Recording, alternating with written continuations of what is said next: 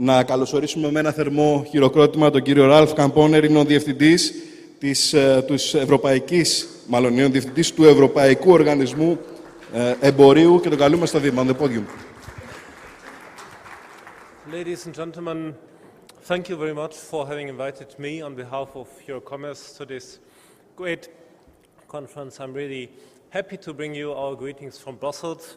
And in particular, I would like to thank President Vassilis Kourkidis for the invitation, and following to what you told us, I would like to wish you good luck for the elections to the European Parliament. In particular, also because we need more people who bring the spirit of companies, in particular of small and medium-sized companies, to policymakers, because what you heard before I spoke is very true. Growth is made by the companies, but many people in Brussels have not yet understood that message, and therefore we need people who know how companies work, who bring that message to the policymakers. That is one point. And another point I would like to share with you: we will have the elections to the European Parliament almost exactly in 1 month from now.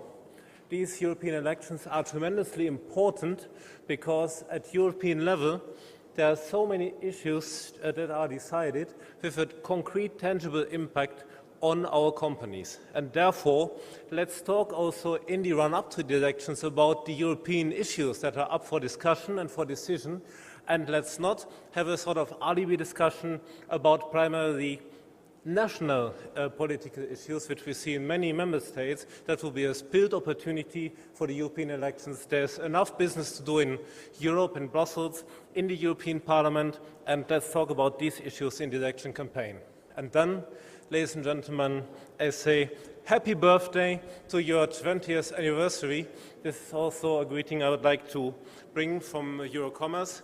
And I'm all the more pleased to do so because last year it was us, our association, who celebrated its 20th anniversary.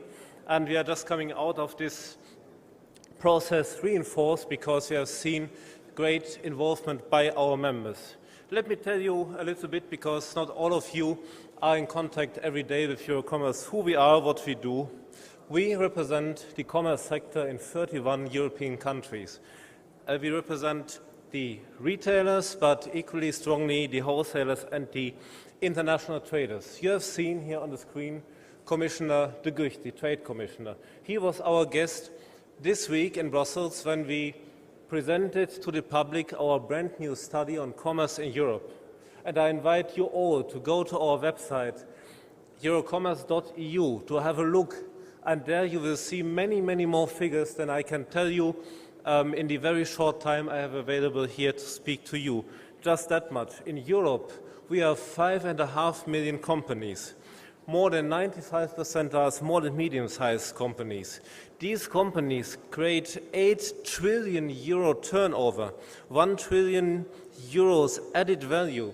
And we are massive employers. We create 29 million jobs, and 2/3 of the jobs that commerce creates in Europe, these jobs are created by small and medium-sized companies. And for us it's important that we have you actively participating in the work that we are doing to defend the interests of this important sector. And there are many interests, many policy areas. I will not go into detail, but international trade was mentioned today. All the difficult questions, how we can create a better, more homogeneous internal market, e-commerce, payment systems, if you are a retailer, the issues you have with credit cards, environment, transport, logistics, taxation, and of course all the vital fundamental issues for small and medium-sized companies.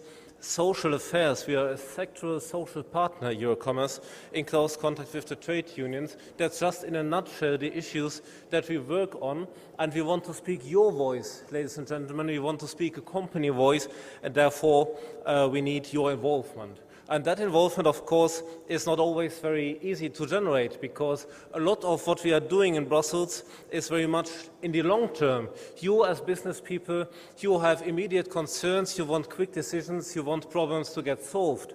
But if we want to influence policy-making processes in Brussels, we need to speak their language. We need to understand how policy-making processes work, and we need to tell the policymakers how the businesses work. And associations like ESE, like EuroCommerce, we are exactly in the middle.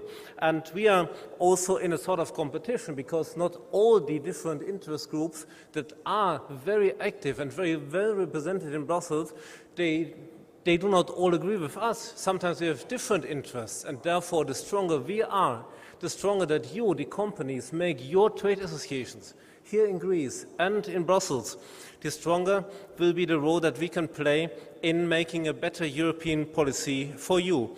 I give you just very few examples of where we could generate tangible benefits for companies. Karel de Gucht has mentioned the red tape at the border. In 160 countries around the planet, what we call trade facilitation. These procedures will be drastically speeded up, they will be simplified, less bureaucracy, and this is something that took 10 years to negotiate in the WTO, but EuroCommerce pushed it actively, strongly, and we got it. And also on trade defense, anti-dumping, it is true that we need to make sure that trade is free and fair. And nobody in the commerce sector says that unfair trade would be an option. But there are also concerns that traders have in terms of predictability. They need, when they have made a contract, they need to make sure that their imports come into the European Union at the price, at the import tariff they have foreseen when they made their calculation.